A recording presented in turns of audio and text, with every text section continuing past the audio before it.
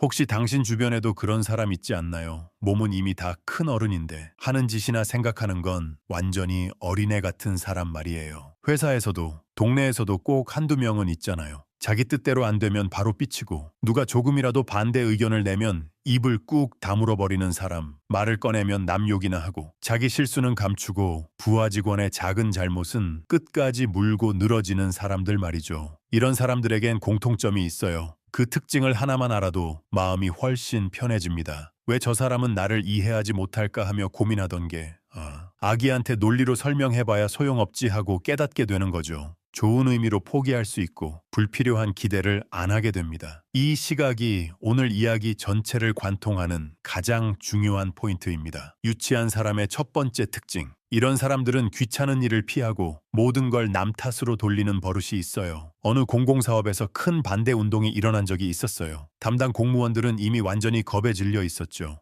회의를 열어도 지방자치단체가 비협조적이라서요. 예산이 부족해서요. 같은 변명만 늘어놓는 겁니다. 누구 하나라도 내가 어떻게든 해결해 보겠다는 사람은 없었어요. 그래서 내가 그 자리에 있던 사람 전부를 불러다 놓고 호되게 꾸짖었죠. 이봐, 김대리, 남 탓만 하는 동안엔 일은 단 1mm도 앞으로 나가지 않아. 지역이 반대한다면 직접 찾아가서 이야기해. 예산이 부족하면 머리를 짜서 어떻게든 만들어. 책임이라는 건 말이지. 남에게 떠넘기는 게 아니야. 스스로 감당하는 거야. 자기 일에 책임질 각오. 그게 없으면 너 지금 당장 공무원 관두는 게 낫다고 말했죠. 생각해봐요. 책임을 지지 못하는 사람이 과연 어른이라고 할 수 있을까요? 예전에 어른들은 변명보다 먼저 결심을 했습니다. 한 번 맡은 일이라면 끝까지 자기 손으로 마무리했죠. 그게 당연했어요. 어떤 시대에는 목숨까지 걸고 책임을 졌던 사람들이 있었어요. 그런 진짜 어른들이 많았기에 사회가 앞으로 나아갈 수 있었던 겁니다. 하지만 세상에는 그 반대의 길을 가는 사람들도 있어요. 겉으로는 어른인데 속은 어린아이 그대로인 사람들. 그게 바로 두 번째 특징으로 이어집니다. 어느 선거에서 내가 김종필이라는 사람에게 선거운동을 맡긴 적이 있었어요. 그 사람은 자신만만했죠. 선생님, 이번 선거는 저한테 맡겨주십시오. 반드시 이깁니다. 그렇게 큰 소리 치더군요. 그래서 나는 믿고 맡겼습니다. 그런데 선거가 시작되고 나니 지역에서 들려오는 보고는 전부 안 좋은 얘기뿐이었어요. 김종필 씨가 지역 사람들의 의견은 무시하고 자기 방식만 고집합니다. 결과는 참패였죠. 선거 보고회 자리에서 나는 그에게 물었습니다. 무엇이 문제였다고 생각하나 그랬더니 그는 이렇게 말하더군요. 지역 후원자들이 제대로 움직이지 않았습니다. 상대 캠프가 비열한 수를 썼어요. 윗선에서도 지원이 부족했습니다. 자기 판단 실수나 준비 부족에 대해서는 한마디도 안 하더군요. 모든 걸 남 탓으로 돌려버렸죠. 그리고는 얼굴을 찌푸리고 앉아 있었습니다. 참 한심했어요. 반성은커녕 그 불쾌한 태도로 주위를 침묵시키려 하는 겁니다. 바로 불만과 찡그림을 무기처럼 쓰는 거죠. 이게 바로 세 번째 특징입니다. 유치한 사람은 자기 뜻대로 되지 않으면 기분 나쁜 얼굴을 해서 주변을 조종하려 듭니다. 이렇게 해달라고 직접 말하지는 않아요. 아니, 말을 못하는 거죠. 대신 자기 불쾌함이라는 독을 주변에 뿌려대어 내 기분 좀 맞춰봐라. 내 마음을 알아차려라 하고 말없이 압박을 주는 겁니다. 그럼 주변 사람들은 그 사람의 눈치를 보며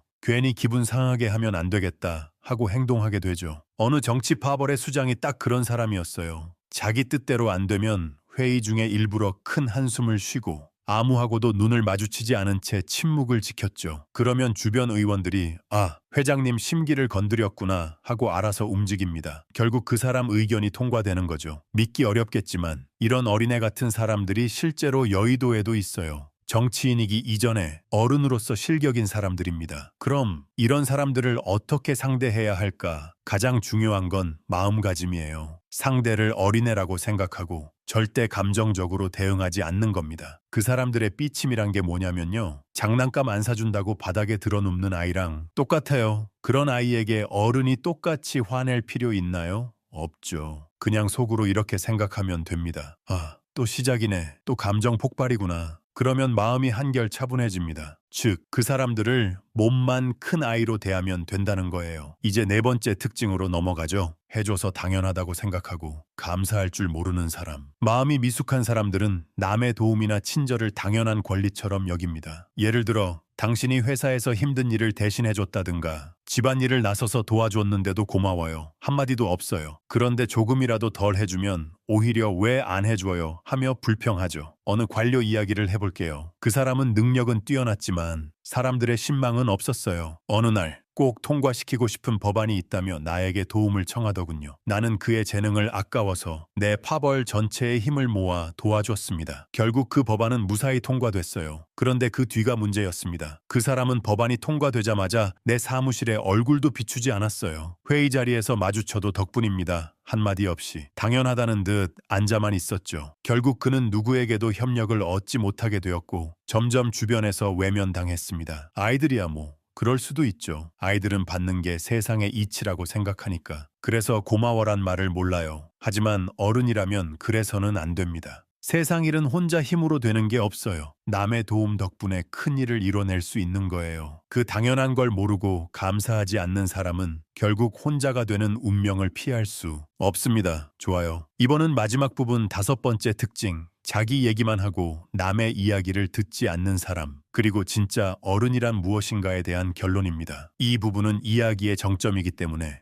유튜브 내레이션처럼 리듬감 있게 진중하지만 호소력 있는 어조로 번역했습니다. 5번째 특징은 이겁니다. 자기 얘기만 하고 남의 얘기는 절대 안 듣는 사람. 어느 날 국가적인 대형 프로젝트를 추진하기 위해 도움을 꼭 받아야 할 재계의 큰 인물이 있었어요. 그 사람과 중요한 회담 자리를 가졌죠. 내가 프로젝트의 개요를 설명하려고 입을 열자마자 그는 이렇게 말을 끊더군요. 아, 그건 나도 젊을 때 비슷한 일을 해봤지. 그리고 바로 자기 무용담을 늘어놓기 시작했어요. 나는 1시간 동안 거의 아무 말도 못했습니다. 그 사람은 만족스러운 표정으로 고개를 끄덕이며 잘 알겠네. 아주 유익한 회담이었어. 라고 말하곤 자리에서 일어나더군요. 하지만 그는 아무것도 듣지 않았습니다. 결국 그 프로젝트는 단 한 걸음도 앞으로 나아가지 못했어요. 이게 바로 유치한 사람들의 대화 방식입니다. 그들은 대화가 아니라 일방적인 독백을 할 뿐이에요. 그래서 그런 사람과는 제대로 된 일조차 할 수 없습니다. 반면 진짜 어른은 다릅니다. 자신의 무용담이 아니라 실패담을 이야기할 줄 압니다. 그 실패를 남 탓으로 돌리지 않고 거기서 배운 걸 다른 사람에게 전하죠. 너는 나처럼 같은 실수를 하지 마라. 이렇게 누군가의 도움이 되는 이야기를 할 줄 아는 사람, 그게 바로 진짜 어른입니다. 잘 기억해 두세요. 남 탓하고 삐지고 감사할 줄 모르고 남의 말은 듣지 않는 사람들, 이건 다 아이의 연장선일 뿐이에요. 양복을 입고 멋진 직함을 달고 있어도 마음속은 여전히 어린아이 그대로라면 아무 의미가 없습니다. 그런 사람들은 주변을 불편하게 만들고 분위기를 흐리고 결국 함께 일하는 사람들의 발목을 잡습니다. 하지만 세상에는 이런 사람들이 늘 섞여 있죠. 피할 수는 없습니다. 그래서 중요한 건 그들을 어른으로 착각하지 않는 것이에요. 스티아바제스티의 할수록 오히려 나만 지칩니다. 그런 유치한 사람에게 신경 쓸 시간에 스스로의 책임을 다하고 한 걸음이라도 앞으로 나아가는 것. 그게 바로 진짜 어른의 길이에요. 책임을 짊어지고 말이 아닌 행동으로 보여주는 어른. 그런 사람이 단 한 명이라도 더 늘어난다면 이 나라 아직 다시 일어설 수 있습니다. 몸이 어른이라고 해서 마음까지 어른은 아니다. 진짜 어른은 책임을 지고 배운 것을 남에게 나누는 사람이다.